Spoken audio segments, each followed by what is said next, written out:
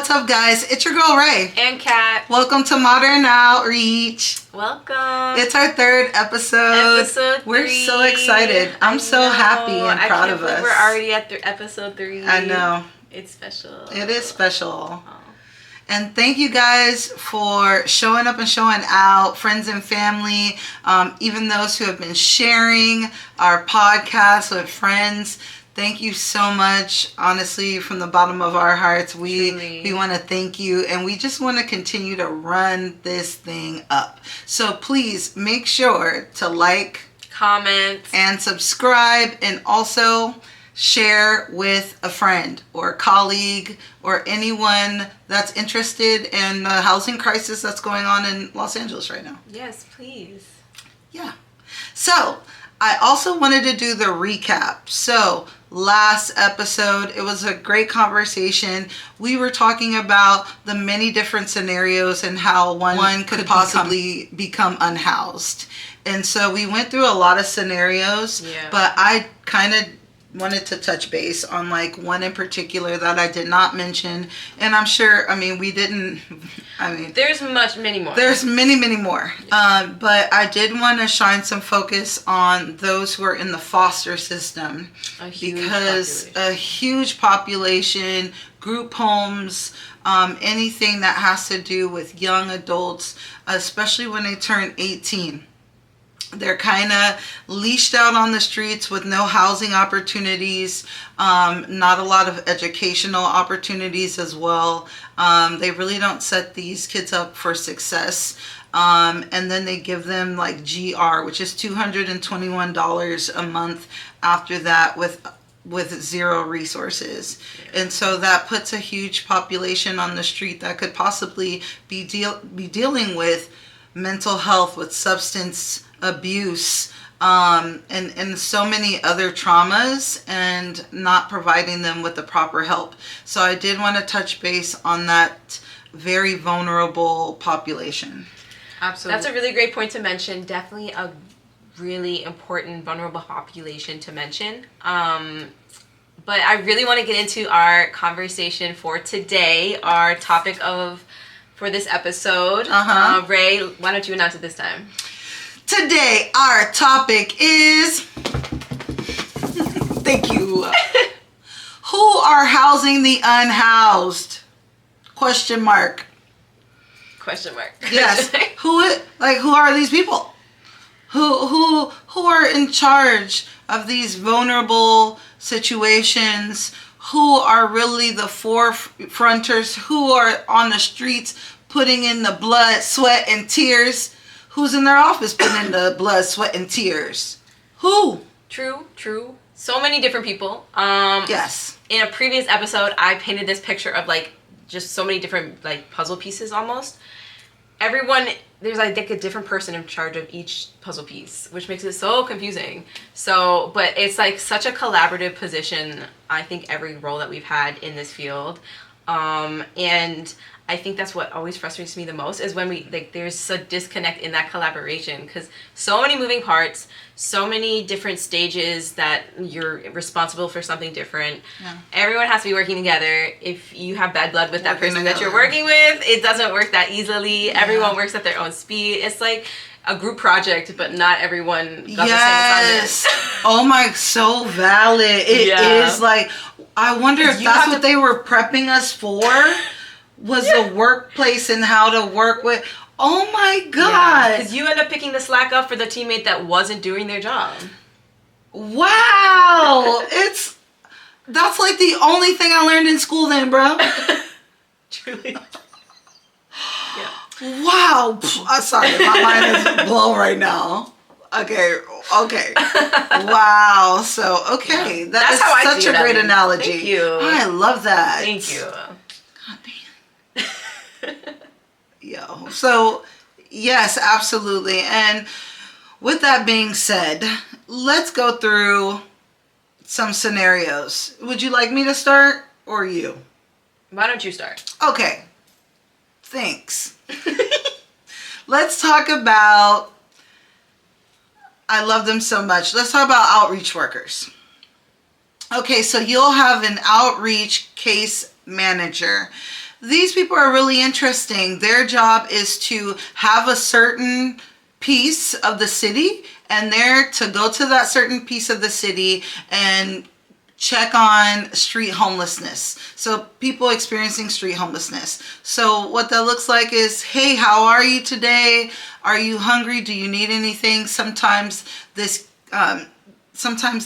outreach case manager has a backpack. That backpack might have socks. It might have snack packs in it. It might have a first aid kit. It might have different whatever resources are available for them. And then they go around and make sure that that person experiencing homelessness is okay. Do they need to be connected to any resources? Are they ready to get off the street? Because we have to remember, a lot of people actually want to stay homeless, and it takes a long time for them to come around, and that could be due to mental health or their addiction, or honestly, they've gotten it comfortable. They have their community. They know how to survive, and that's okay for them. Or one day they're just like, yes, they're looking for that case manager to see if they can actually get off the street.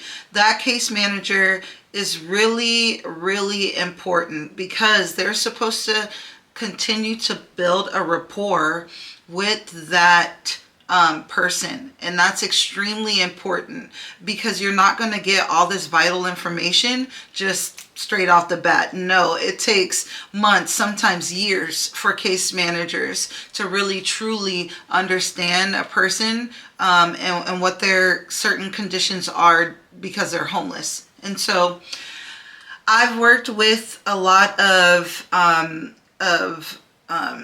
outreach case managers. I've also had some on my teams that I've worked with, Kat and I both. And, does it work? Sometimes, yes, it does. In some scenarios, yes. And a lot of the times, no. And that's because of maybe the revolving door around outreach case managers. A lot of them fall out of the field. It is tough work. It's not easy. And the pushback that you get, the resources that you sometimes don't have, anyone could get really frustrated. So for those who are sticking it out, who are doing their things and actually moving clients forward, it's a beautiful thing. So outreach case managers. Which brings us to our, I think, next worker in this field, which I'd like to talk about, is case managers. And we talked about how we started as case managers together. So you're essentially responsible for connecting them to housing, whatever that journey might look like, and making sure to redirect them to appropriate resources or appropriate service providers that can maybe better handle whatever specialty might be needed. So you don't necessarily have to have like a college degree to be a caseworker. You just have to have like some familiarity with like the resources available in the city, and know how to connect to housing, really. Yeah, also about case management, a lot of case management looks different. And a lot of case managers go at their own speed. My case management look completely different than Kat's case management. Different styles. Yeah. Different styles. And so, yeah, you definitely want to connect with the client in different ways. Housing first, yes, is the main focus, but in case management, this is where we should be getting down to the nitty gritty. Like, why exactly are they homeless, and trying to actually connect them to those resources, whether that is going to rehab, getting connected to your mental health provider, seeking counseling if you need that. Because transitioning off the street is huge. And so a case manager is also working with that client to getting their paperwork, making sure that all their documents are updated, that they have a social, that they have an ID. A lot of homeless people go through identity theft, identity fraud. You got to make sure that number one, your client is who they say they are. You have to make sure that there's nobody living somewhere with their same identity. I've had that happen.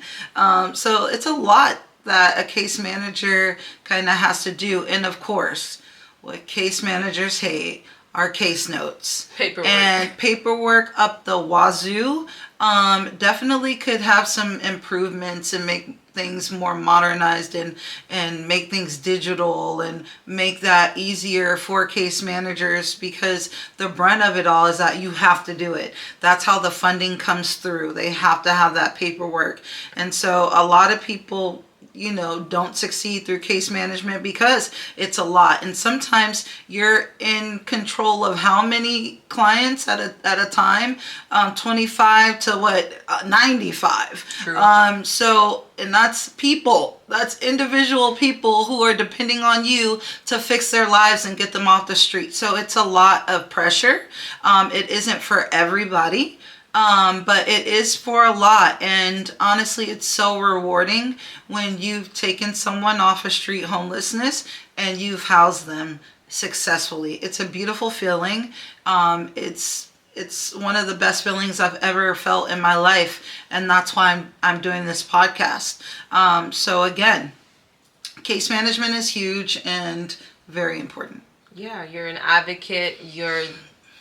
You're the one that has the knowledge to get past there, and you're the one that's sharing that knowledge. And sometimes you're the only person that person has. Yeah. Sometimes you're the only person that person can trust. You need to be a really good creative problem solver if you want to be a case manager, because and know every how path is different. Yeah, and know how to departmentalize your life, like not bring that home. Because it is heavy stuff.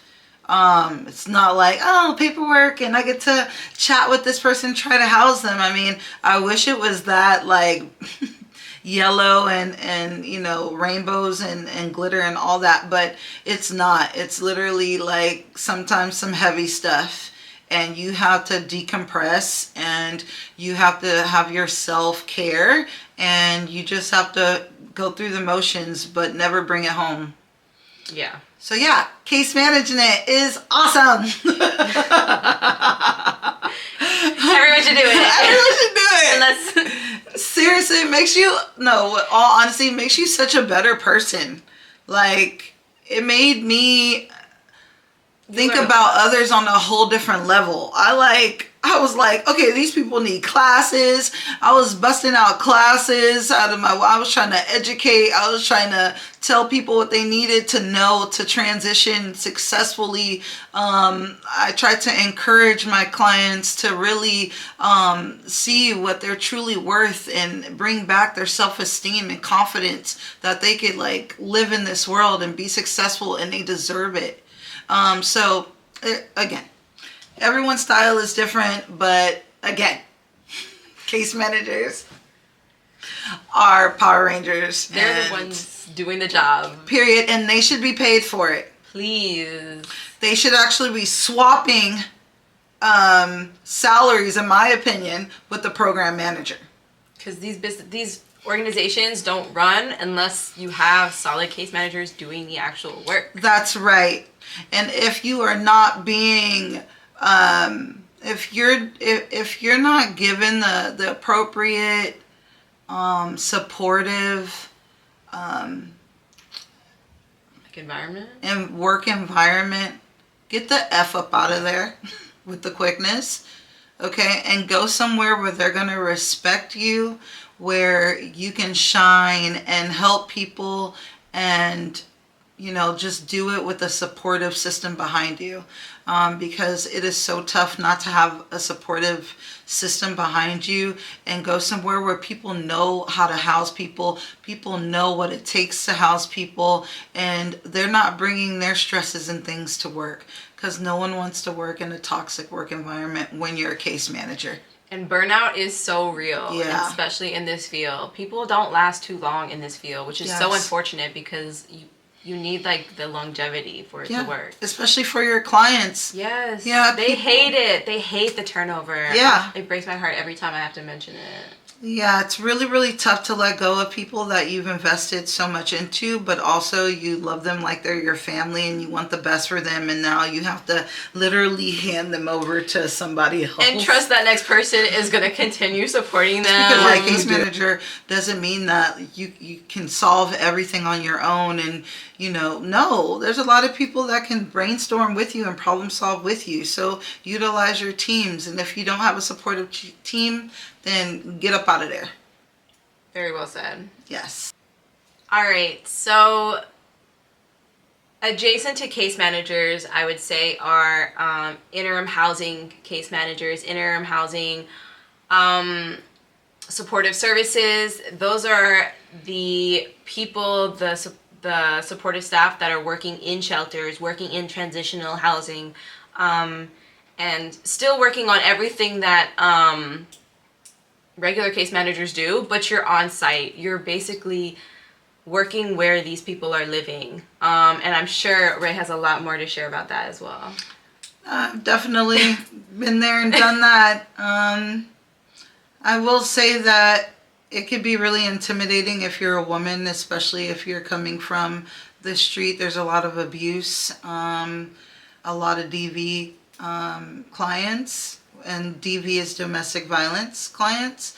And so it's tough to have men and women sharing and occupying the same space. It's also tough having people that are trying to get off drugs, and they're trying really, really hard, and they're like, you know what, I'm in shelter. It's now my time to try to get right. And then here comes full-blown addicts around you. And so it's a really difficult place for someone who's trying to wing off of drugs. I will say that. Unfortunately, it's also a place of theft. You cannot trust everyone. And even though, these might be your friends and you hang out with them on a daily basis, and, they're saving you food at dinner, and they're walking your dog for you, and they're really helping you, somebody isn't going to do for you if they're not looking for something in return in shelter. The similarities are very the parallel to if you're in jail. If you're doing something for somebody, they're going to want something in return. And so I always stress those things to my clients because they come in very vulnerable, not knowing a lot, especially if they're coming from being housed and directly in the shelter. It's a reality check. It's a culture shock. It's everything. So you have to be focused on being housed. You have to be focused with getting yourself together, surrounding yourself with people who are going to help you get there, but also leaving those people behind once you get housed. And I said that to my clients all the time. These are situational relationships and friendships. You utilize each other to build a strong community, but once you get housed, it's time to focus on your goals, not, leaving all those things behind. And so as a case manager, you really have to be vigilant. You have to care.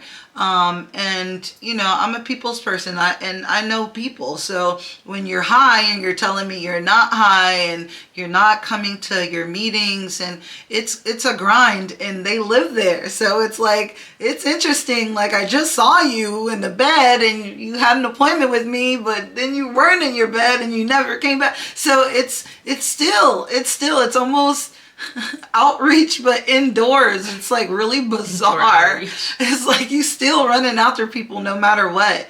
But then you get to see and catch them into, what they're really doing. You can actually see what they're doing.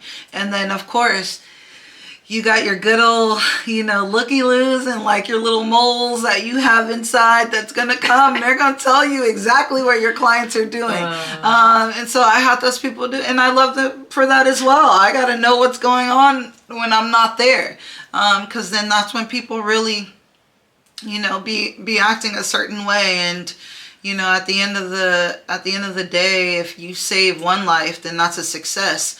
But for me, I wanted to make sure that I was saving multiple lives on my caseload, and that when they were leaving shelter and being permanently housed, that they were going to stay housed. And so, it's a real disappointment when people aren't ready. They have a large percentage of people who get kicked out of shelter, and that's because there's a lot of rules involved.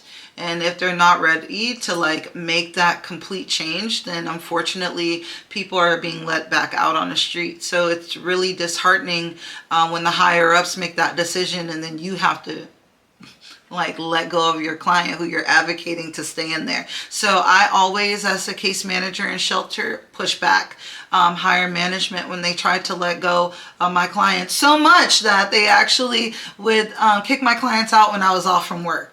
And so again, when you are a case manager in shelter, you are fighting, you are in the trenches, you are advocating, and you just got to make sure that at least one person gets the message, my opinion.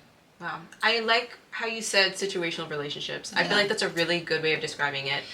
But I also wanted to mention how, like, in shelter, you have your caseworkers that are working directly with participants, but then you have the supportive staff. And that's actually where I got my start, as part-time supportive staff, where you're basically you're getting paid to be at the shelter, at the home, or wherever that might be, and just be like that first point of contact, kind of redirect if there's any questions. I mean, at the end of the day, it's a home, it's a shelter, but it's also a business that's running. So it's kind of like being that first point of contact in between and making sure that everything's running smoothly, that the residents are supported, and that if they need to get in touch with their caseworker, that's who you would go to.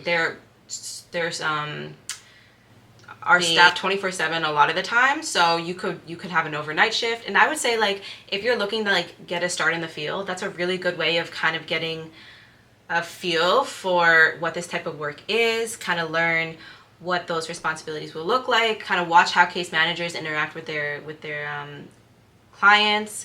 So I would say, because I've had a few people just ask me like how to get into that field, and I would say, I mean, that's how it worked for me, and I think that's a really good way of entering in. Yeah, great point.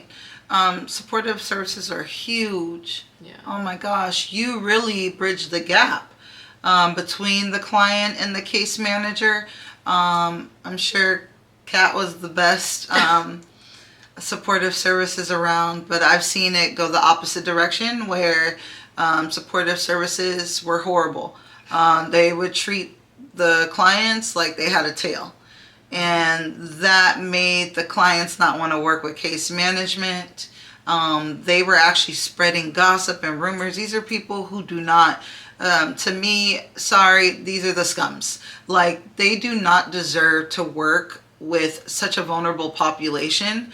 And I hope people like that are weeded out, because supportive services are, again, there to support. That's why they're called supportive services.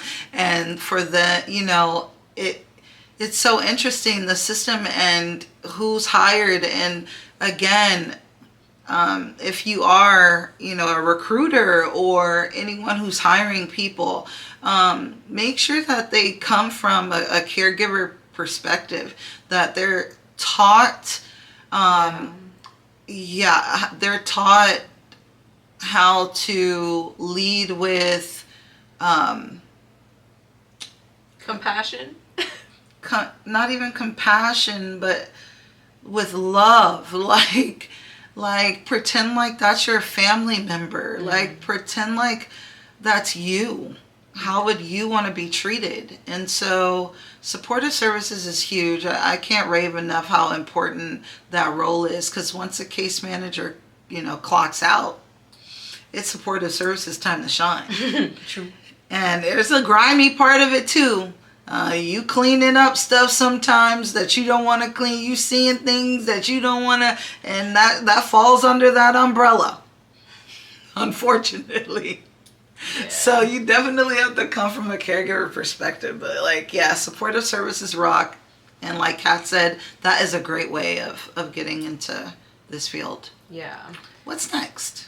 Well, already we've talked about outreach. We've talked about case managers in general. Check. We've talked about shelter case managers. Check. So if you've entered into services and now you're in shelter, you've probably already built a relationship with 3 different workers that have provided you some level of support with getting to that point.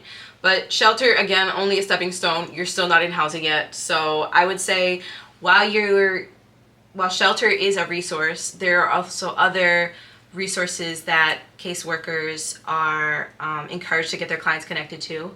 I would say mental health services is a really important one to mention as well. Therapists, psychiatrists, sometimes mental health clinics. Maybe it's a mental health treatment center. Maybe it's something that needs a higher level of care. There's so many different ways in which you can engage with mental health support, but I would say 99% of the time, like, that participant should be connected to mental health. Like, if you're coming off the street, if you're coming from an unstable environment, you've probably had some level of trauma, and being able to have a healthy way of addressing that, mental health is a really good way. And I think it can get a bad reputation for people because that, like, one negative experience, you immediately shut that out. You're like, no, I'm done. Therapist isn't for me. But, like, oftentimes, like, you got to try a few different therapists in order to make it work. And, like, unfortunately, like, it is hit or miss with, like, the level of support because it's so hard to get that care. And I think this is like the type of population that we're working for are the ones that, like, they need the highest level of mental health support. Yeah, absolutely.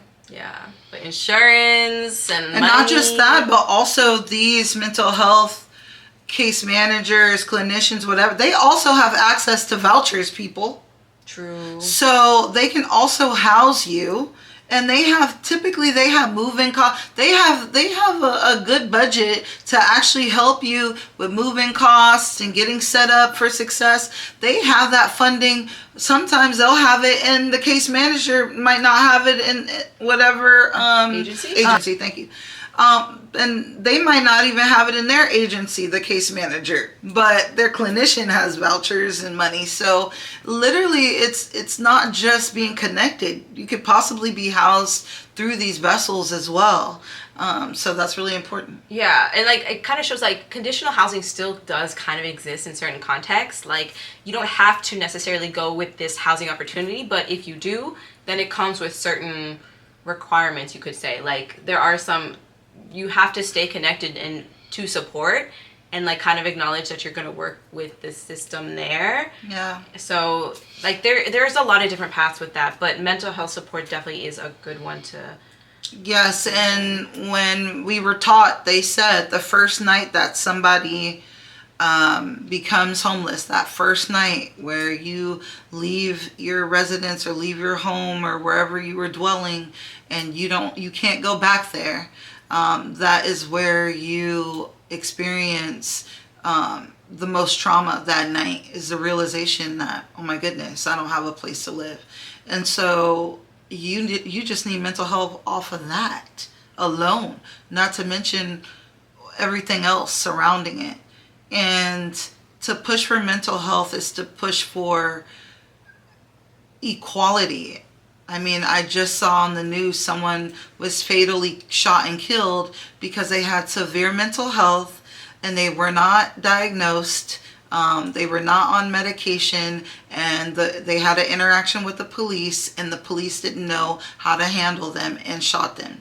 So it's so much more than that, and I suggest for sure being connected to those resources when you're in those situations. And I believe that your mental health clinician or provider, I believe that it's beneficial for them to be working with your caseworker, with your whoever is connecting you to housing. I believe, like, that collaboration is so important because we talked about, like, how housing is such a unique path and everyone kind of benefits from a different type of housing. Yeah. So, like, if they're working in collaboration, then you'll be better able to find, like, the best fit for that will last the longest because you have different areas that, yeah, for sure. So we talked about all that goodness, but let's say now they're housed, but they got a voucher.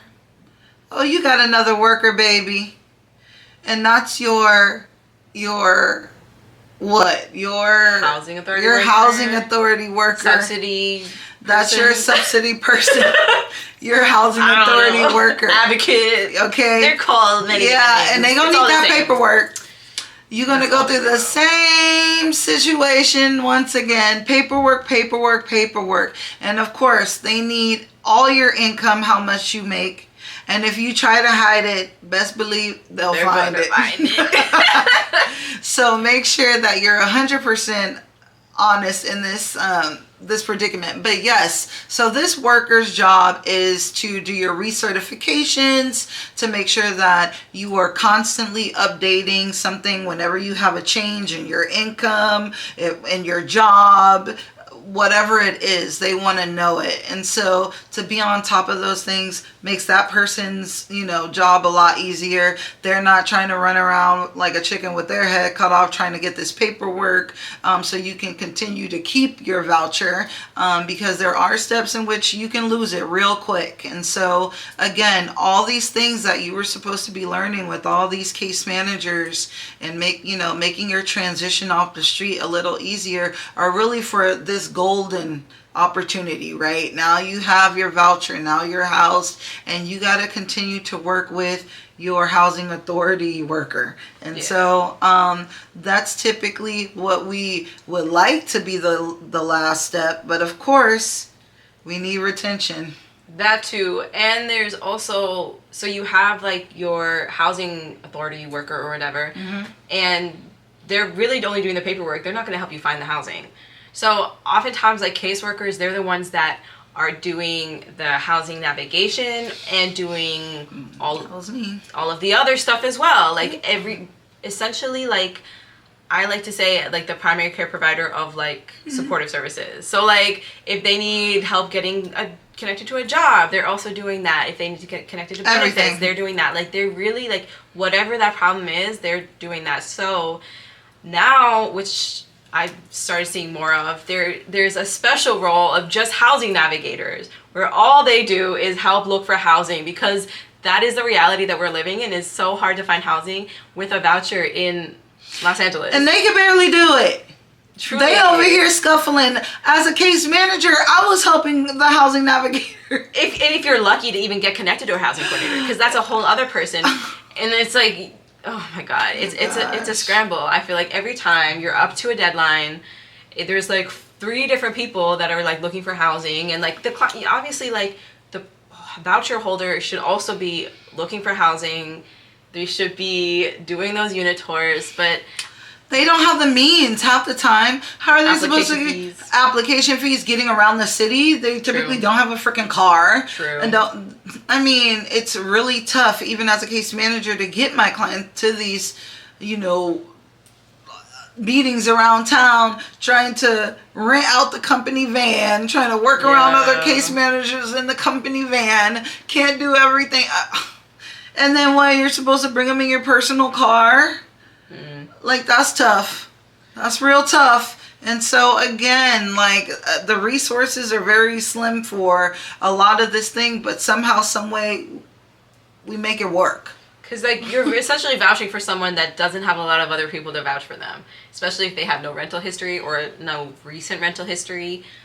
Or their mental health is so bad that they can't do it themselves. Caseworkers and housing navigators, they're basically like being that person to vouch for the individual or that family. Yeah, we're doing everything, literally. But yeah, so once you do find that housing and everyone rallies together to make sure all that paperwork gets in, and the property manager is like, yes, we'll work with you, and a miracle, truly, and everything goes great, and they sign that lease. Ooh. Then you get a whole nother person.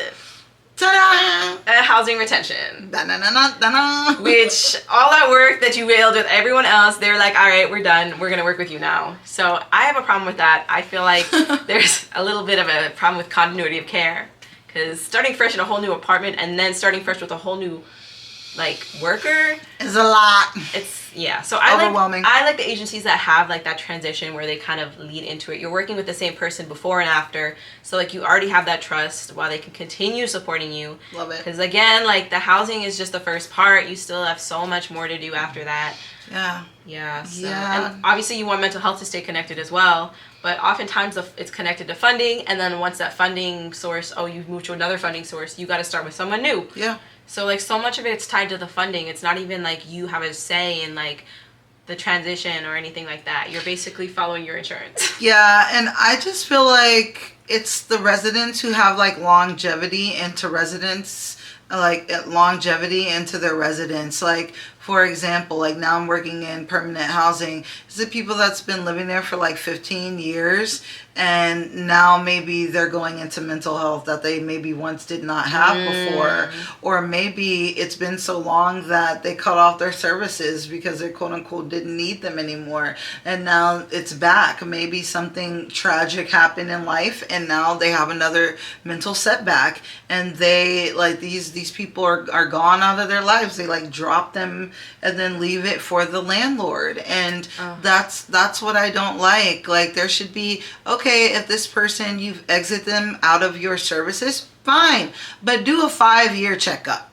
Do a 10-year checkup, a check-in. Go knock on their door. Go talk to their management. See how they're doing. See how, is everything okay? Again, because that's what happens. People get lost in translation, lost through the cracks, lost. Yeah. And they're abandoned, and then they actually do need these resources again. It would be easier just to like reconnect them real quick and like problem solve right then and there. But the truth is, like, if that happens, they have to start fresh again.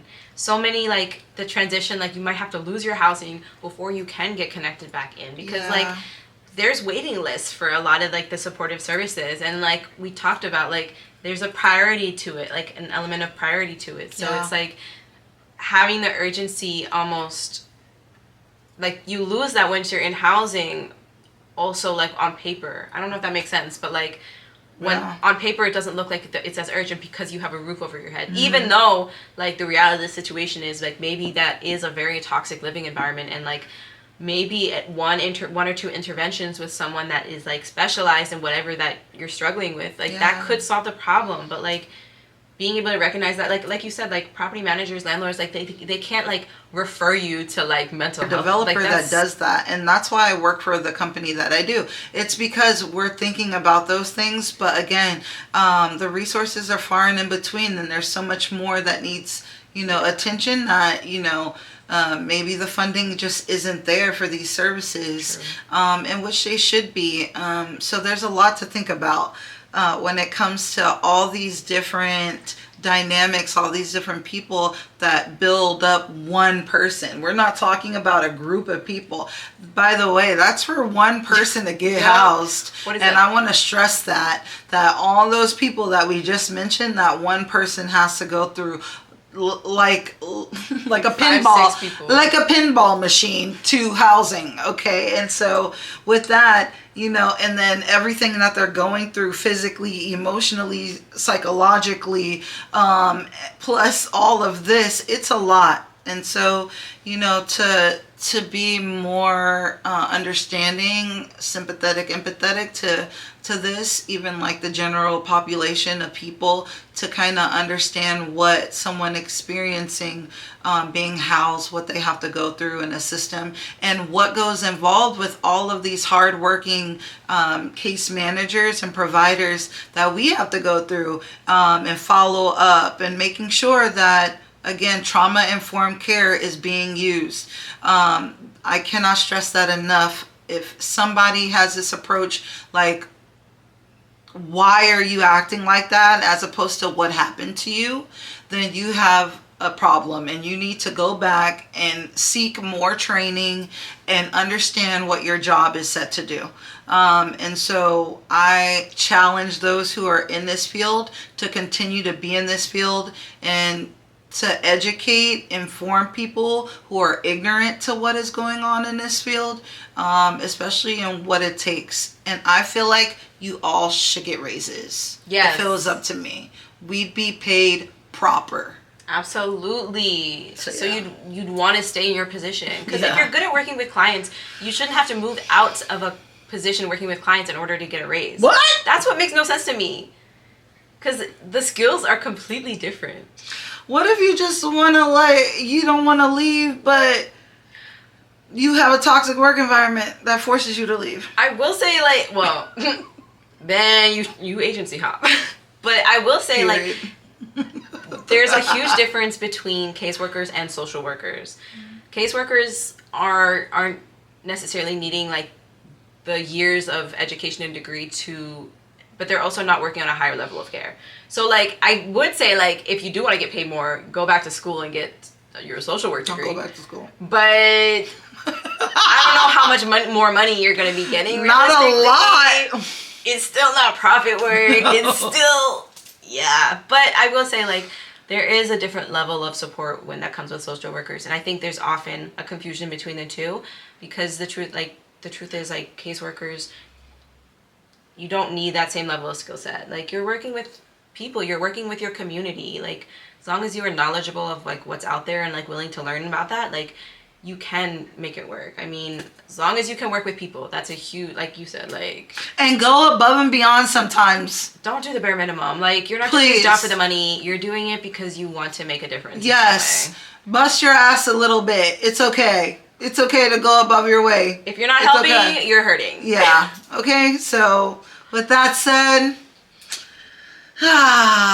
number 3 is in the books. Hey. Make sure to comment, and subscribe. Hey. And Kat's gonna hit the button because she's moving in slow motion, but she's leaning on comment, and subscribe. Comment, and subscribe. Please. And thank you. Konnichiwa.